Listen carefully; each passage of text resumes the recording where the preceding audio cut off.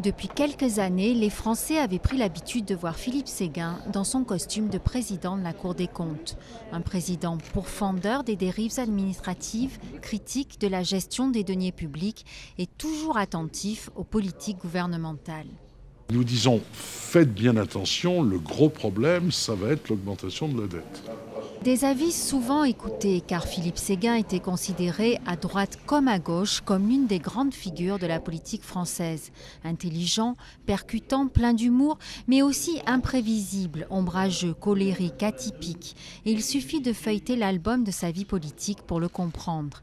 Né à Tunis, jeune politicien très inspiré par le général de Gaulle, député, maire d'Épinal, il deviendra ministre des Affaires sociales en 1986.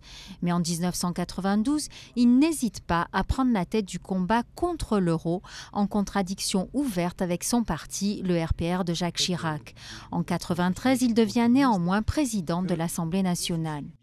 J'ai reçu de Monsieur le Président de la République la lettre suivante. Monsieur le Président, j'ai l'honneur de vous faire connaître qu'en vertu de l'article 12 de la Constitution, l'Assemblée nationale est dissoute le 21 avril 1997, signé Jacques Chirac.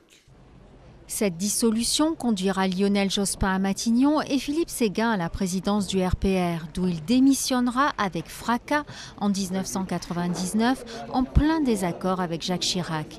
Éternel Premier ministrable, jamais parvenu à Matignon, candidat malheureux à la mairie de Paris, Philippe Séguin a très durement vécu les réalités de la vie politique et ses amis le savaient. Hier matin, il était ici même et je voyais encore dans ses yeux cette ironie tendre qu'il me réservait en me voyant assumer mes fonctions de Premier ministre, lui qui me regardait toujours comme le jeune parlementaire qu'il avait choisi de prendre sous son aile.